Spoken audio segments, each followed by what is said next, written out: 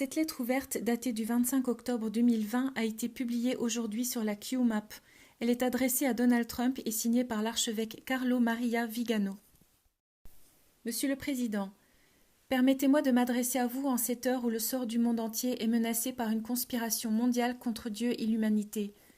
Je vous écris en tant qu'archevêque, en tant que successeur des apôtres, en tant qu'ancien nonce apostolique aux États-Unis d'Amérique. Je vous écris au milieu du silence des autorités civiles et religieuses. Puissiez-vous accepter mes paroles comme la voix de celui qui crie dans le désert.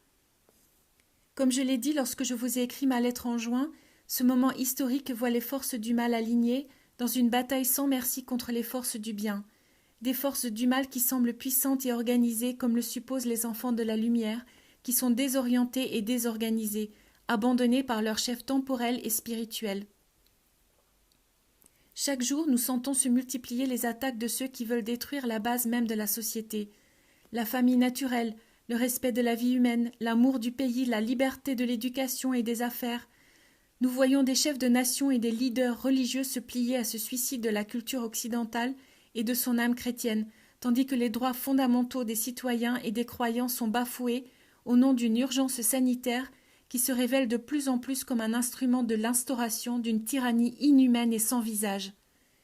Comme un plan global appelé la Grande Remise à Zéro ou Great Reset est en cours, son architecte est une élite mondiale qui veut soumettre toute l'humanité en imposant des mesures coercitives visant à limiter de manière drastique les libertés individuelles et celles de populations entières. Dans plusieurs pays, ce plan a déjà été approuvé et financé. Dans d'autres, il en est encore à ses débuts. Derrière les dirigeants du monde qui sont les complices et les exécutants de ce projet infernal, il y a des personnages sans scrupules qui financent le Forum économique mondial et l'événement 201 en promouvant leur programme. Le but de la grande réinitialisation est l'imposition d'une dictature de la santé visant à imposer des mesures liberticides, cachées derrière des promesses tentantes d'assurer un revenu universel et d'annuler la dette individuelle. Le prix de ces concessions du Fonds monétaire international sera la renonciation à la propriété privée et l'adhésion à un programme de vaccination contre les Covid-19 et 21 promu par Bill Gates, avec la collaboration des principaux groupes pharmaceutiques. Au-delà des énormes intérêts économiques qui motivent les promoteurs de la grande réinitialisation, l'imposition de la vaccination s'accompagnera de l'exigence d'un passeport sanitaire et d'une carte d'identité numérique avec pour conséquence la recherche des contacts de la population enfermée dans des camps de détention ou assignés à résidence, et tous leurs biens seront confisqués. Monsieur le Président, j'imagine que vous savez déjà que dans certains pays, le Grand Reset sera activé entre la fin de l'année et le premier trimestre de 2021. À cette fin, d'autres confinements sont prévus, qui seront officiellement justifiés par une deuxième et une troisième vague supposée de la pandémie. Vous connaissez bien les moyens qui ont été déployés pour semer la panique et légitimer des limitations draconiennes des libertés individuelles provoquant habilement une crise économique mondiale. Dans les intentions de ces architectes, cette crise servira à rendre irréversible le recours des nations au Grand Reset, donnant ainsi le coup de grâce à un monde dont ils veulent annuler complètement l'existence et la mémoire même.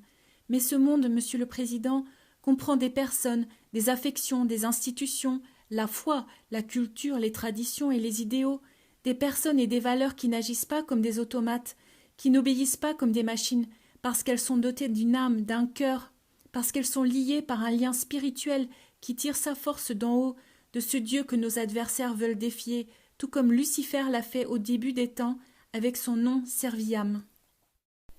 Dans les intentions de ces architectes, cette crise servira à rendre irréversible le recours des nations au Grand Reset, donnant ainsi le coup de grâce à un monde dont ils veulent annuler complètement l'existence et la mémoire même.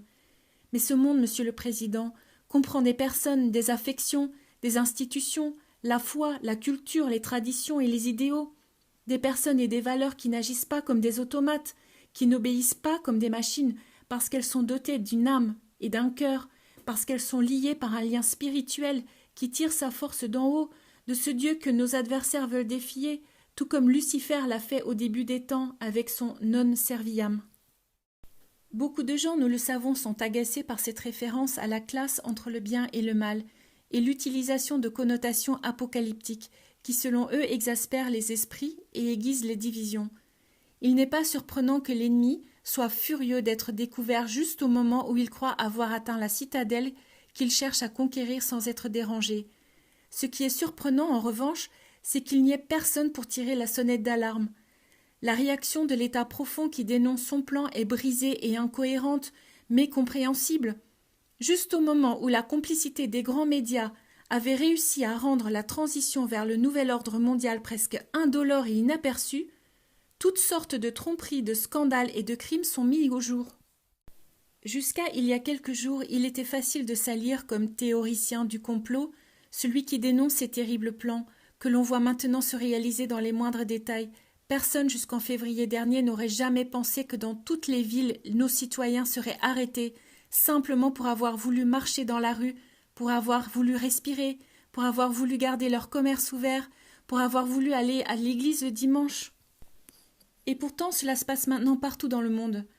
Même dans une Italie de cartes postales que beaucoup d'Américains considèrent comme un petit pays enchanté, avec ses monuments anciens, ses églises, ses villes charmantes, ses villages caractéristiques, et tandis que les politiciens sont barricadés dans leurs palais, promulguant des décrets comme des satrapes persans, les entreprises font faillite, les magasins ferment, et les gens sont empêchés de vivre, de voyager, de travailler et de prier. On peut déjà constater les désastres psychologiques de cette opération, à commencer par les suicides des entrepreneurs désespérés et de nos enfants retirés de leurs amis et de copains de classe qui doivent suivre les cours sur un écran tout seuls à la maison. Dans les Écritures sacrées, saint Paul évoque pour nous celui qui s'oppose, la manifestation du mystère de l'iniquité, le catéchon. Dans la sphère religieuse, cet obstacle envers le diable est l'Église, et en particulier la papauté. Dans la sphère politique, ce sont ceux qui empêchent l'établissement du nouvel ordre mondial. C'est maintenant clair, celui qui occupe le Saint-Siège de Saint-Pierre a trahi son rôle depuis le tout début pour défendre et promouvoir l'idéologie globaliste, apportant l'agenda à l'Église profonde qui l'ont choisi pour occuper ce poste. Monsieur le Président, vous avez clairement affirmé vouloir défendre la nation, une nation sous la protection de Dieu, les libertés fondamentales et des valeurs non négociables qui sont reniées et combattues aujourd'hui. C'est vous, cher Président, celui qui s'oppose à l'État profond, à l'agression finale des enfants des ténèbres. Pour cette raison, il est nécessaire que les personnes de bonne volonté comprennent l'importance historique de cette imminente élection, pas tant pour la préférence pour tel ou tel programme politique, mais pour l'inspiration générale de l'action que vous incarnez, dans ce contexte historique particulier, le monde, notre monde, qu'ils veulent supprimer avec le confinement. Ceux qui se rassemblent autour de vous avec foi et courage sont ceux qui vous considèrent comme la dernière garnison contre la dictature mondiale.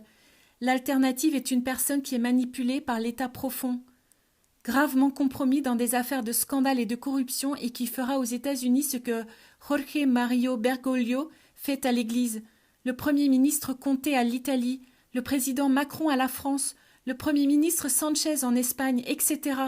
La nature de maître chanteur de Joe Biden, exactement comme les prélats du cercle magique du Vatican, lui vaudront d'être utilisés sans scrupule, laissant des pouvoirs illégitimes interférer dans les politiques domestiques comme dans les affaires internationales. Il est évident que ceux qui le manipulent ont une autre personne bien pire que lui, prête dans l'ombre pour le remplacer dès la moindre occasion. Et déjà au milieu de ce sombre tableau, dans cette apparente et inarrêtable avancée de l'invisible ennemi, il y a un espoir qui émerge. L'adversaire ne sait pas comment aimer, il ne comprend pas que le revenu universel ou l'annulation des dettes ne sera pas suffisant pour subjuguer les masses et les convaincre de se comporter comme un troupeau. Ce peuple qui a supporté depuis bien trop longtemps les abus haineux et tyranniques du pouvoir est en train de redécouvrir qu'il a une âme. On peut comprendre qu'il ne veuille pas échanger sa liberté contre l'homogénéisation et la suppression de son identité. Il commence à comprendre les valeurs de la famille et des liens sociaux, les liens de la foi et la culture qui relient les honnêtes gens. Le grand reset court à sa perte, car ceux qui le commandent ne croient pas que les peuples sont capables d'aller dans les rues pour défendre leurs droits, pour protéger ceux qu'ils aiment et pour donner un avenir à leurs enfants et leurs petits-enfants. L'inhumanité croissante du projet globaliste va vaciller misérablement dans le visage de cette firme grâce à l'opposition courageuse des enfants de la lumière. Satan est du côté de l'ennemi, celui qui ne sait faire autre chose que haïr. Mais de notre côté, nous avons Dieu Tout-Puissant, le Dieu des armées prêt à combattre, et la plus sacrée Vierge Marie qui va couper la tête du vieux serpent. Si Dieu est pour nous, qui peut être contre nous? Monsieur le Président, vous avez connaissance de cela dans ces heures cruciales.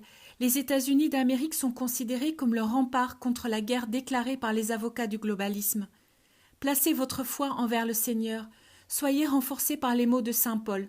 Je peux tout faire en lui, ce qui me rend plus fort. Être l'instrument de la divine providence est une grande responsabilité, pour laquelle vous recevrez sans aucun doute toutes les grâces d'État dont vous aurez besoin, puisqu'elles sont fervemment implorées et suppliées par tous ces gens qui prient pour vous. Avec l'immense espoir et l'assurance de mes prières pour vous, pour la première dame et vos collaborateurs, avec tout mon cœur je vous envoie ma bénédiction. Dieu protège les États-Unis d'Amérique.